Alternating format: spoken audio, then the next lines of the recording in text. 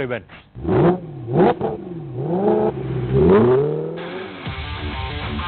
What separated the GTS visually was its front splitter and the huge adjustable rear spoiler. The GTS became even more athletic by shedding off 70 kilos.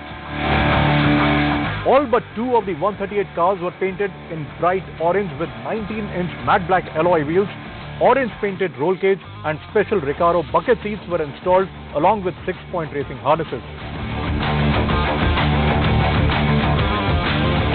Comfort was definitely optional. You had to choose to have the audio unit or air conditioning, but big performance was always default.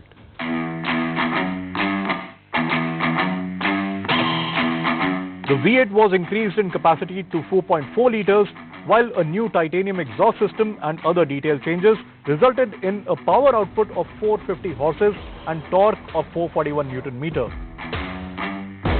The GTS came only with the MDCT or dual clutch transmission. The 0 to 100 sprint was dismissed in 4.4 seconds and the car went on to breach the 300 km top speed mark.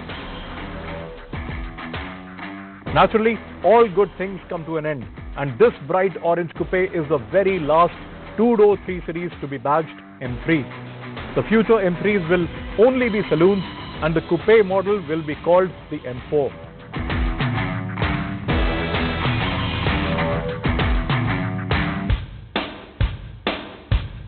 When the latest generation of the 3 Series was announced, BMW fans the world over let out an expression of shock knowing that BMW was dropping the legendary E from its platform naming and replaced it with the alphabet F.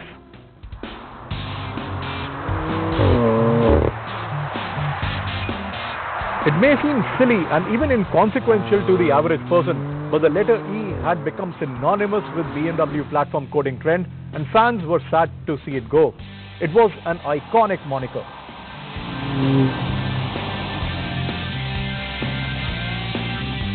From this generation onwards, the M3 would only be available as a 4-door saloon, and I'm not really bothered about it. Would I love to see a coupe with the M3 badge? Absolutely, especially because my love affair with the BMW M's started with the E46 M3, and that was a coupe. But am I absolutely heartbroken about this corporate decision? Not really. It's fine because the M3 still offers a high practicality quotient. The Nürburgring's Nordschleife is among the most challenging racetracks in the world, and BMW M has a test center in the heart of the Nürburgring village. It has been testing and optimizing the cars at the Green Hell for over 5 decades. The F80 M3 is available in 2 drive options, a rear drive model and the other is BMW's X-Drive layout, which is its all-wheel drive system.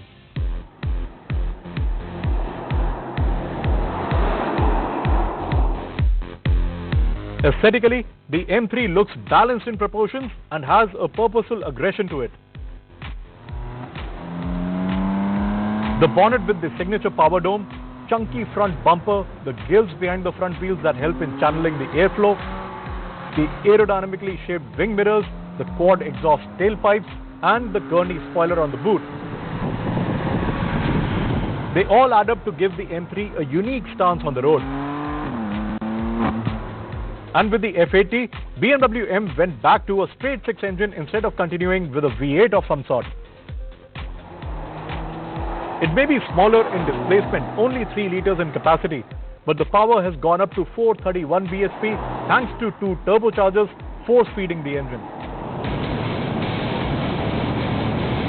With 550 Newton meter going through a 7-speed dual-clutch transmission, the M3 goes about gobbling up the 0 to 100 dash in 4.1 seconds and will hit the limited top speed of 250 km per hour with ease.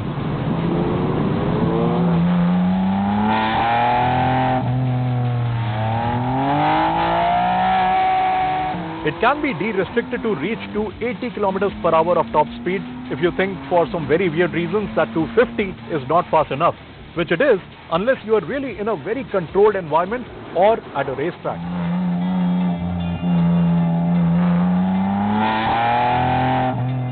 BMW gave the M3 a competition pack, which means more power. 450 bhp and better handling because of bigger wheels and braided springs and dampers.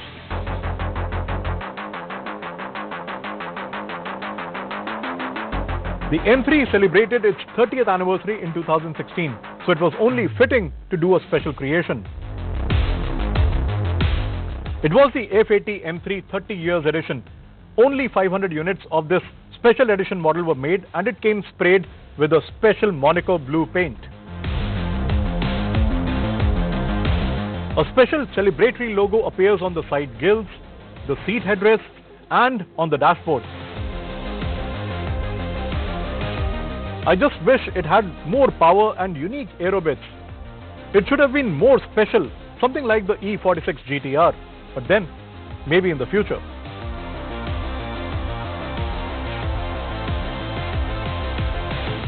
With the M3, BMW's M Division created something very special. It was a sincere, humble, hard-working family car that had a sinister side to it, and not in a bad way, but in a fun and invigorating way.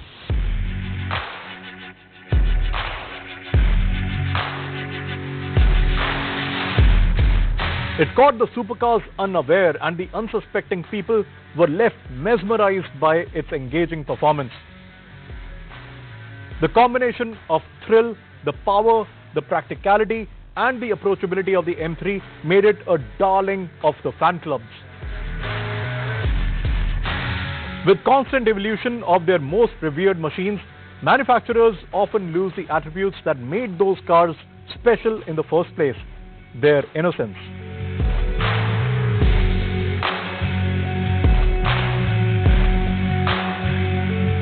But with the M3, that has been kept intact over the generations, and that is exactly what is going to go a long way in keeping it as special as it has been all these decades.